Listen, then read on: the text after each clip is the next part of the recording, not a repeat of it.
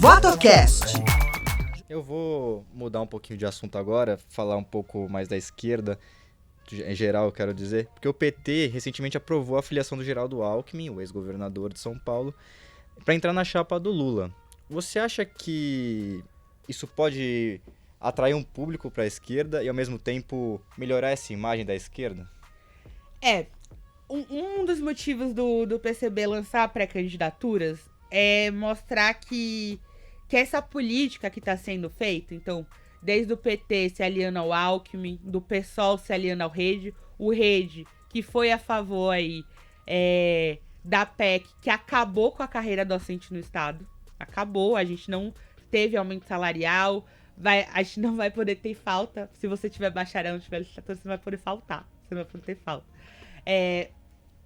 Essa política de você pensar que para derrotar esse mal maior com o Bolsonaro, você precisa se aliar a qualquer um, não nos serve. Porque o Alckmin promoveu o massacre do Pinheirinho. Porque o Alckmin, quando o professor foi tentar fazer greve, reprimiu duramente os professores. Então esse tipo de política não interessa a gente. Por exemplo, e eu acho que é muito... É muito séria essa discussão que tá tendo, né? Muita gente fala que quem não vai votar no Lula, por exemplo, é fascista. E eu sou da Bahia. O governador é o Rui Costa.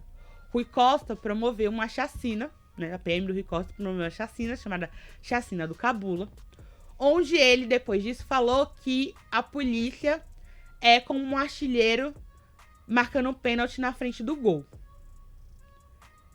Se uma mãe desses não vai votar no Lula, ela não é fascista. Ela tem noção de quem assassinou o filho dela.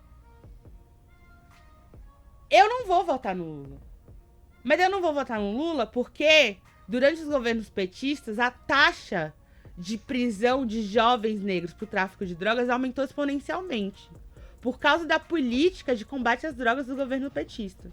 Que foi uma política de encarceramento da juventude negra.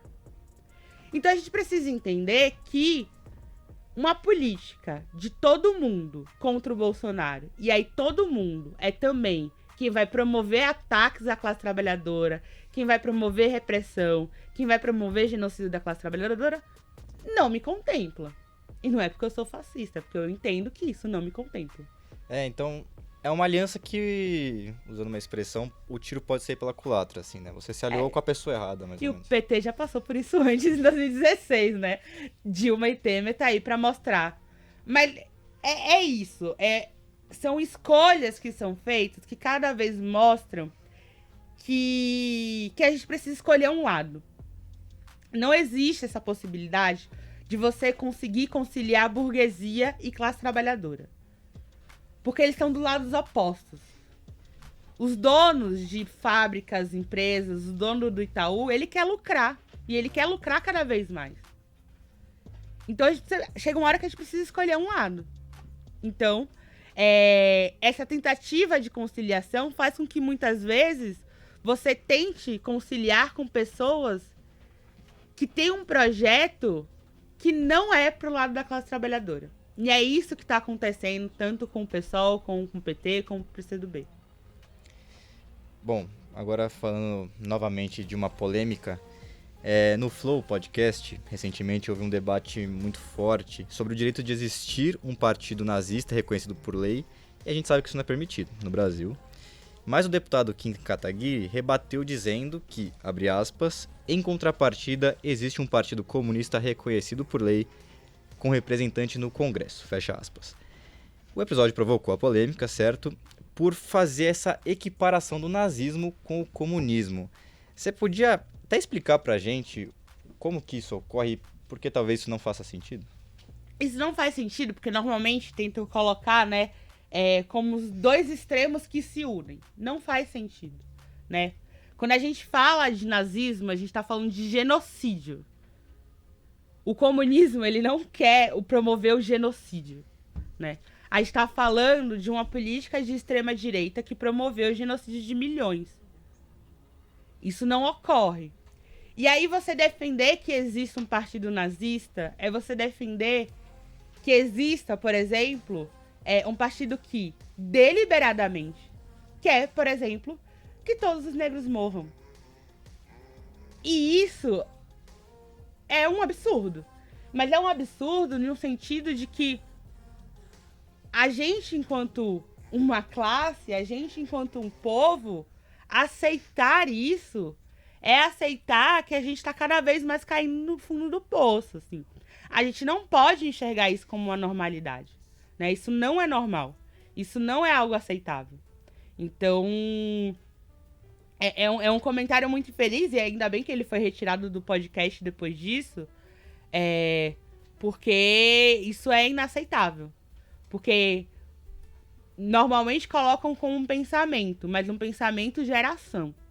E ação gera hoje, por exemplo, diversos grupos que olham moradores de rua, olham LGBTs na rua e espancam. E isso não pode acontecer, a gente não pode normalizar isso. Eu vou chamar agora a Larissa pra falar pra gente o que tá acontecendo aí nas mídias, o que a galera tá falando. Conta aí pra gente, Lari. Você tinha mencionado sobre a burguesia e a questão das empresas, da vontade de lucro, então o Matheus Duarte quer saber... desculpa, o Matheus é antiga. A Júlia Teles quer saber como você vê a propriedade privada. Bom, quando...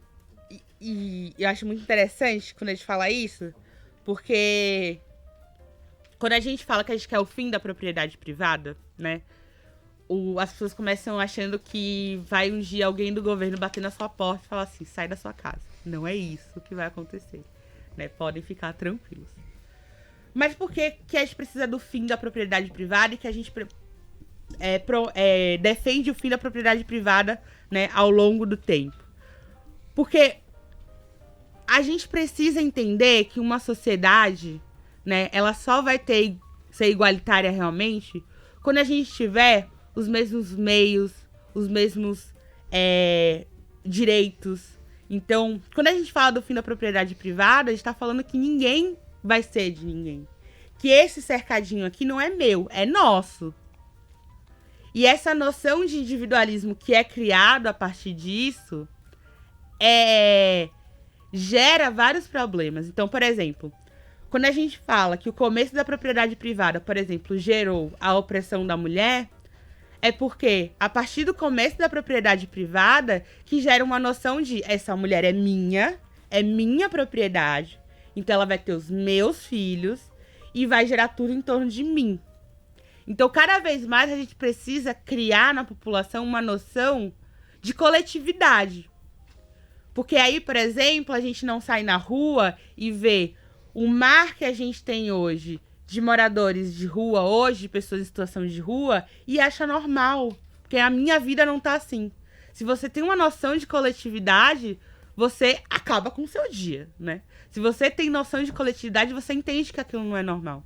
Então, a gente é pelo fim da propriedade privada, mas para que a gente consiga promover uma coletividade, né? Tudo seja coletivo.